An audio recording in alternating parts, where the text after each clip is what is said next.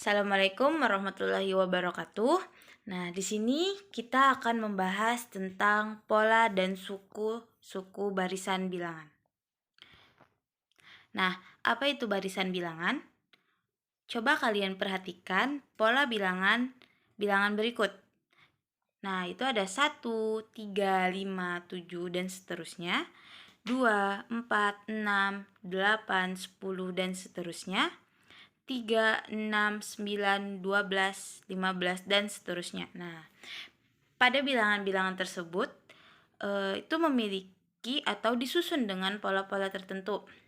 Seperti 1 ke 3 itu memiliki selisih 2, 3 ke 5 memiliki selisih 2, dan 5 ke 7 juga memiliki selisih 2. Nah, itulah yang disebut memiliki pola tertentu. Nah, bilangan-bilangan tersebut juga disebut barisan bilangan.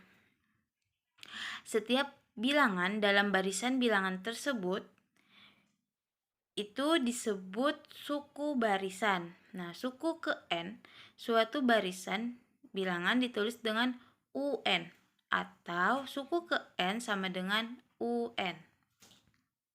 Nah, contohnya di sini sudah ada barisan bilangan 1, 3, 5, 7. Nah, suku ke 1 atau U1 di situ nilainya adalah 1. Suku kedua atau U2 sama dengan 3. Suku ketiga atau U3 sama dengan 5. Suku keempat atau U4 sama dengan 7. Nah, jadi baris bilangan 1, 3, 5, 7 itu memiliki 4 suku. Selanjutnya yaitu aturan barisan bilangan. Yang A, barisan dengan aturan ditambah.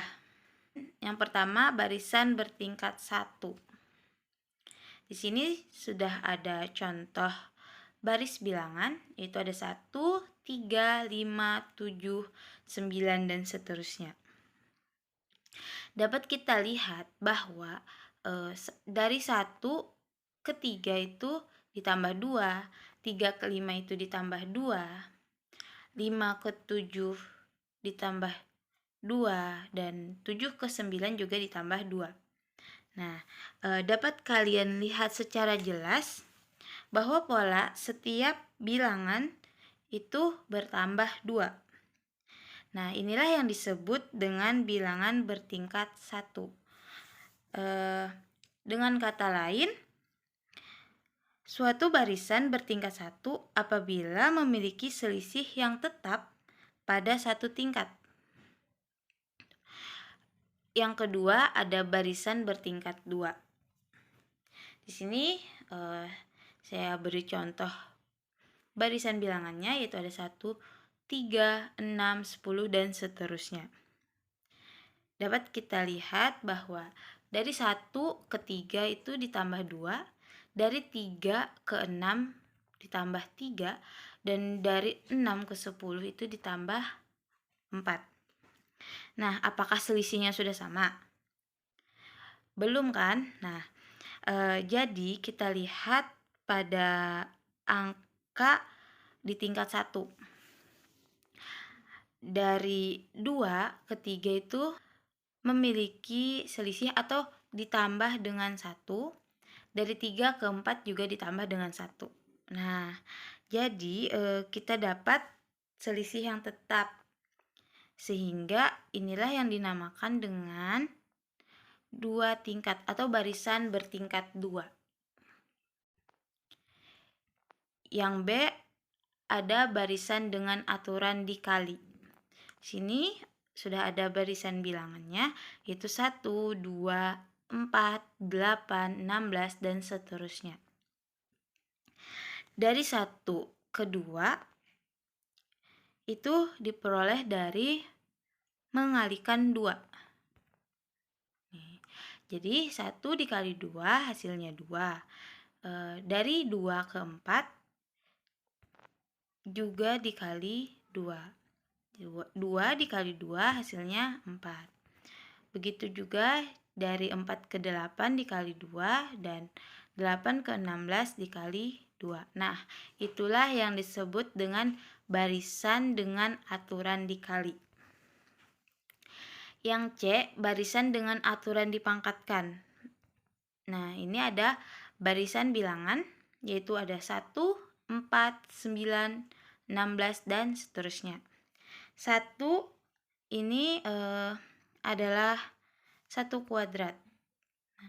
4 yaitu 2 kuadrat, 2 kuadrat, maka hasilnya 4.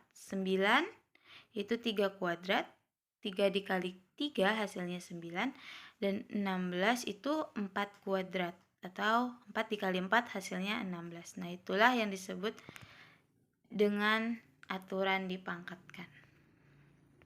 Ke D, yaitu barisan Fibonacci.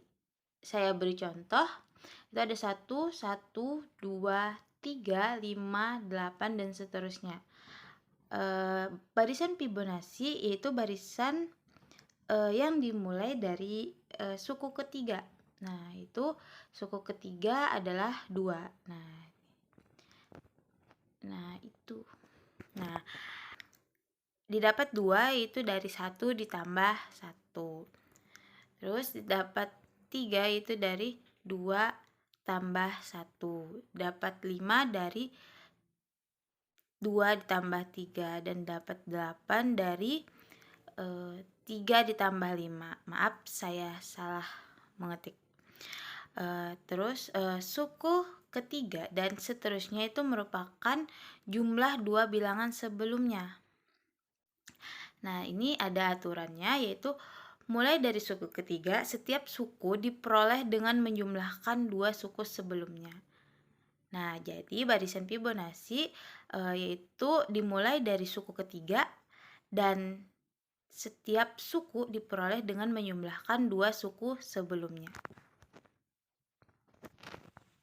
Selanjutnya, menentukan rumus suku ke N atau UN. Menentukan rumus suku ke N adalah mencari kaitan antara bilangan 1 dengan suku ke-1, bilangan 2 dengan suku kedua, bilangan 3 dengan suku ketiga, dan seterusnya.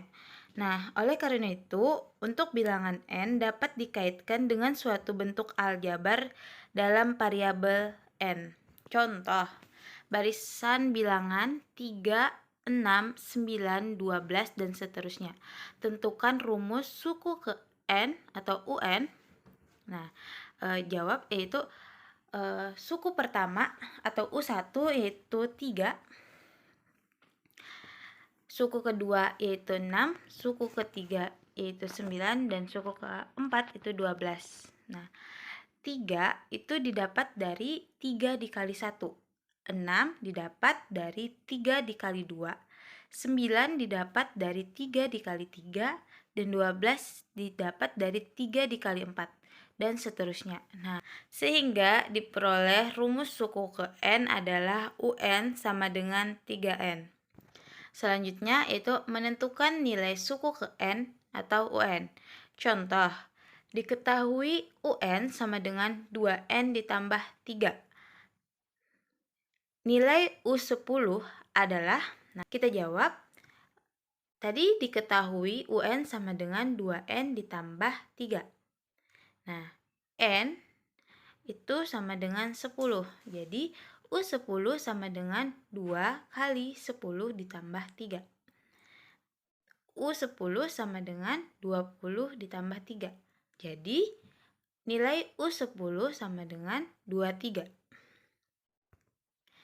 Selanjutnya ada contoh soal. Diketahui rumus suku ke N suatu baris bilangan adalah UN sama dengan 4N dikurang 15. Tentukan A. Barisan bilangan tersebut, B. Nilai suku ke-24, C. Nilai N sehingga UN sama dengan 169. Kita jawab yang pertama, yaitu diketahui rumus suku ke N adalah UN sama dengan 4N dikurang 15. Untuk jawaban yang A, U1 atau suku yang pertama yaitu sama dengan 4 dikali 1 dikurang 15 sama dengan 4 dikurang 15 sama dengan min 11. Suku kedua, 4 dikali 2 dikurang 15 sama dengan min 7. Untuk suku ketiga, 4 dikali 3 dikurang 15 sama dengan min 3.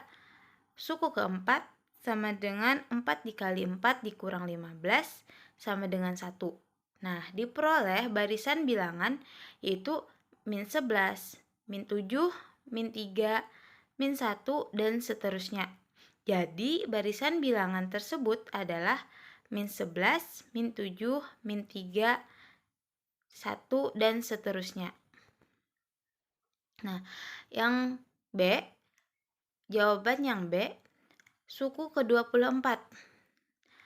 Tinggal kita masukkan saja U24 sama dengan 4 dikali 24 dikurang 15. 4 dikali 24 sama dengan 96 dikurang 15, maka hasilnya adalah 81. Jadi, suku ke-24 yaitu 81. Yang C, kita mencari N.